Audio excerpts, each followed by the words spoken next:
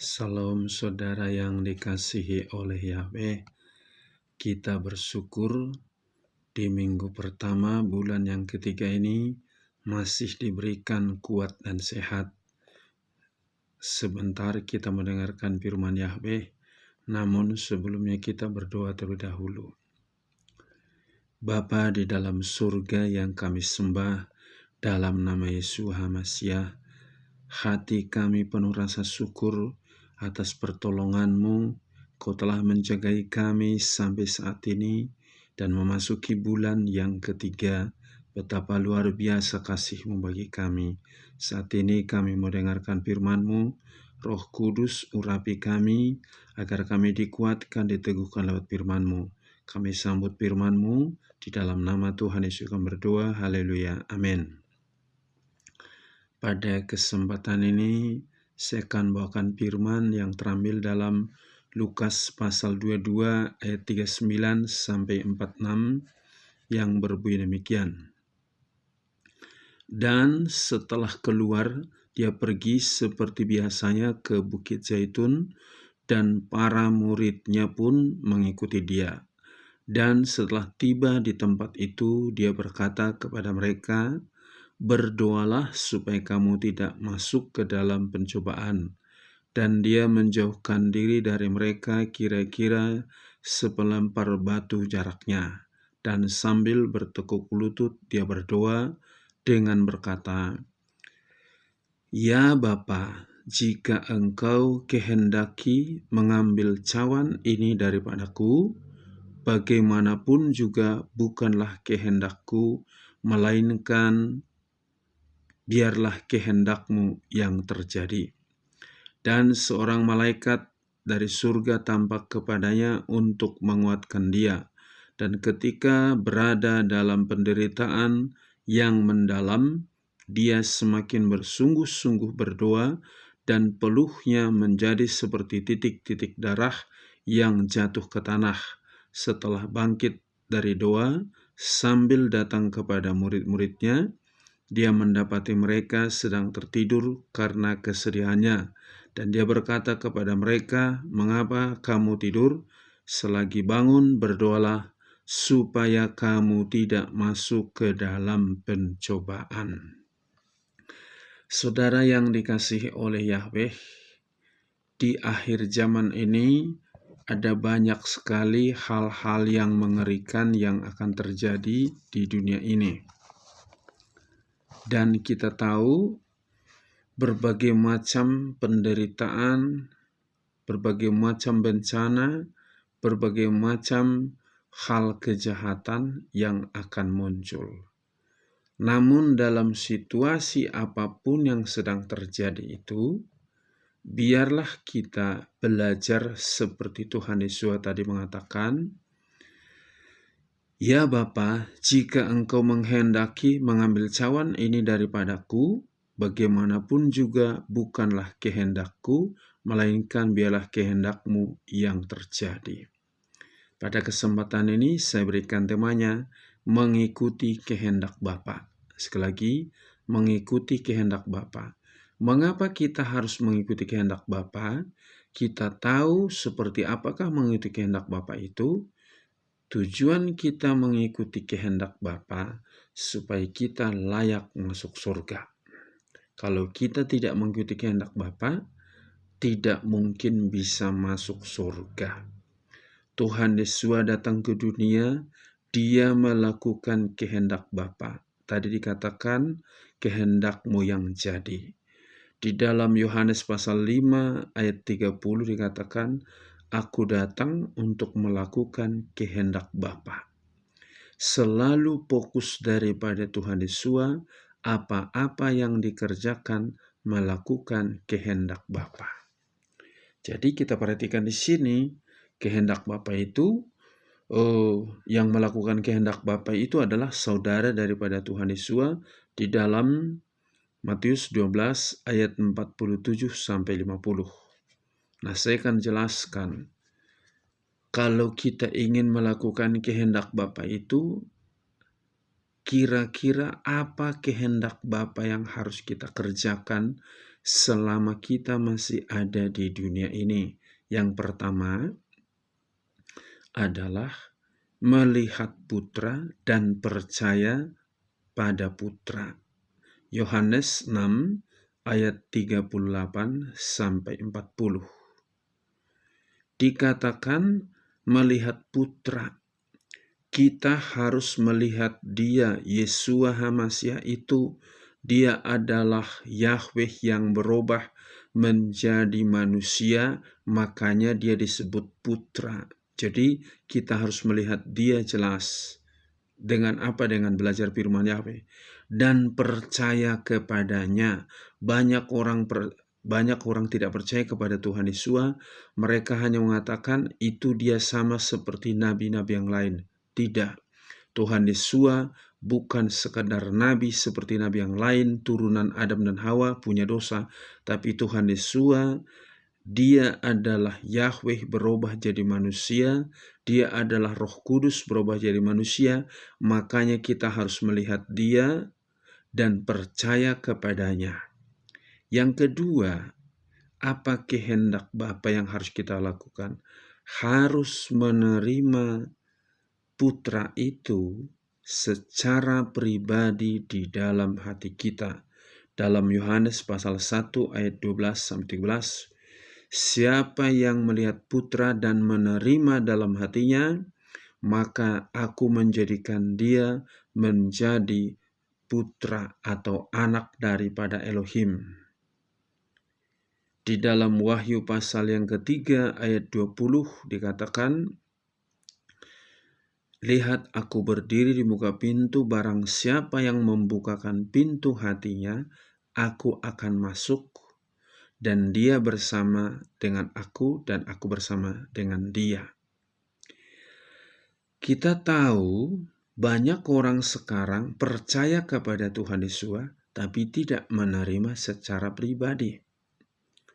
Saya ambil contoh, kalau engkau disuguhin makan dan minum bisa memberikan engkau kekuatan, kesehatan, kau percaya di depanmu ada makan dan minum. Tapi jika makan dan minum tidak pernah kau makan, maka tidak ada sesuatu terjadi dalam dirimu. Begitu juga kalau hanya engkau melihat Putra, percaya dan tidak menerima Dia, tidak ada perubahan dalam dirimu.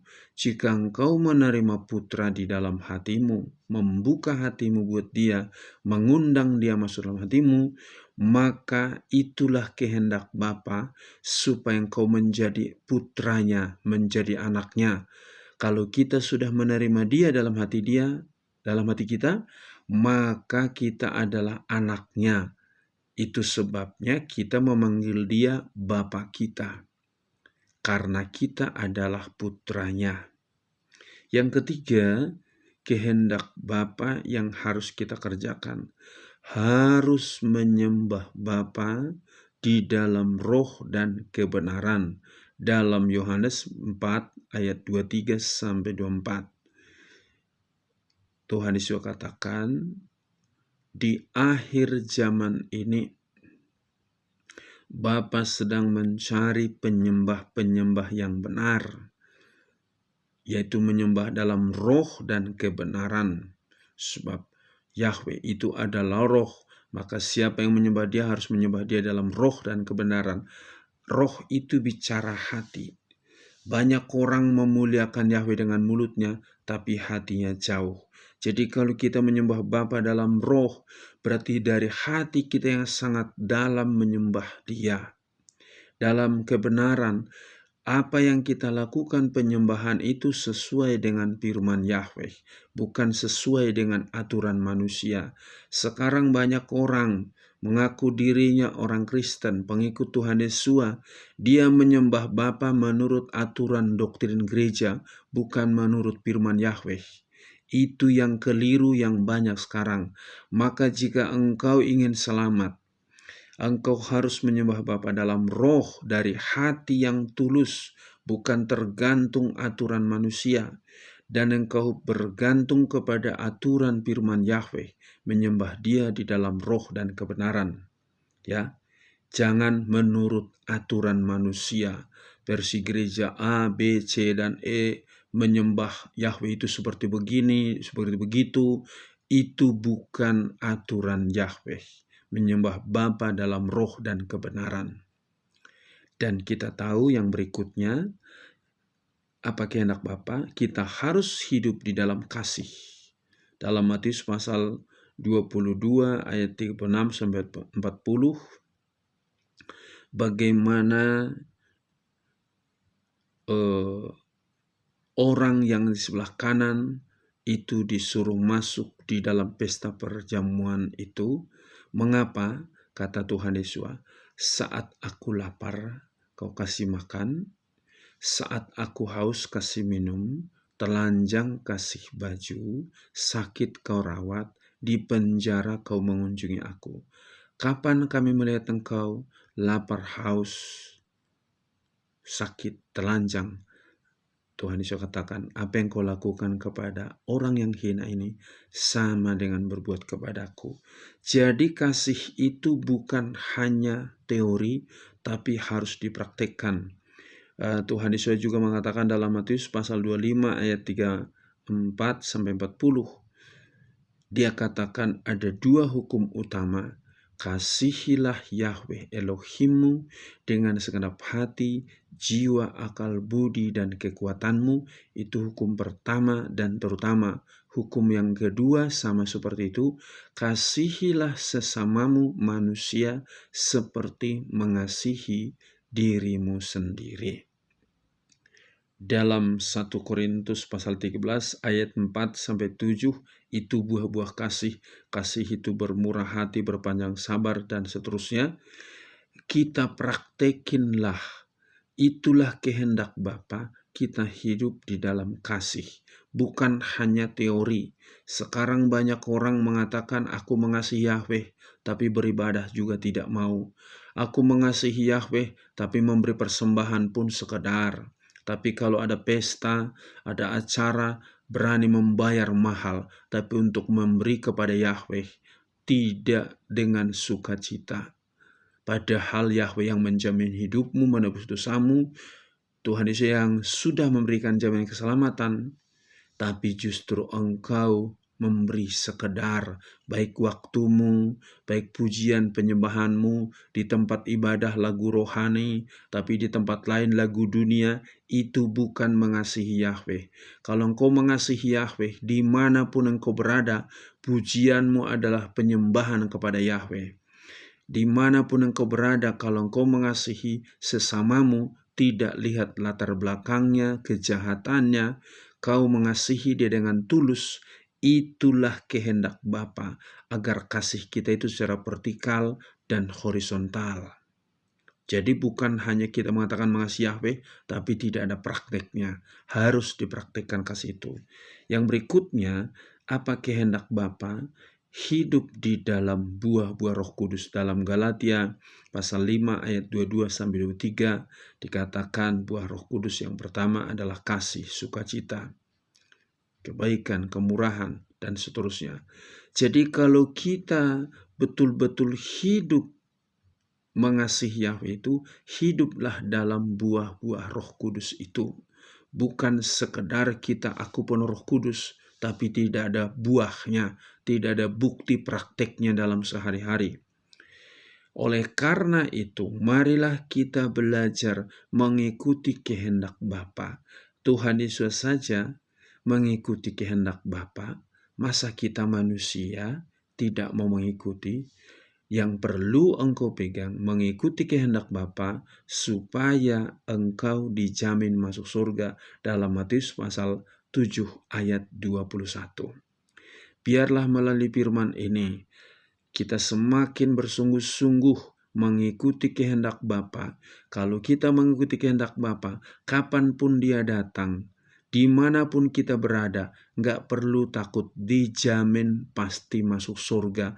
Asal kita mengikuti kehendak Bapa dalam setiap kehidupan kita. Amin. Sampai di sini firman Yahweh, kita berdoa. Bapa di surga, terima kasih atas firman-Mu yang sudah kami dengarkan. kami diingatkan kembali agar kami hidup melakukan kehendak Bapa, dimanapun kami berada, apapun yang sedang kami alami.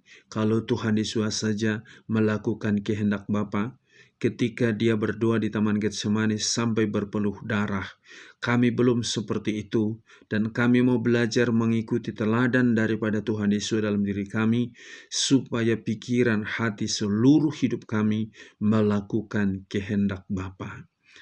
Engkau tanamkan firman ini di dalam hati setiap anak-anak-Mu, sehingga mereka berakar, bertumbuh, dan berbuah dalam Engkau. Berkati bapak-bapak, ibu-ibu, pemuda, remaja, anak-anak. Berkati seluruh hamba-hamba-Mu, persatukan seluruh gereja-Mu. Berkati juga bangsa dan negara kami ini supaya aman dan tentram.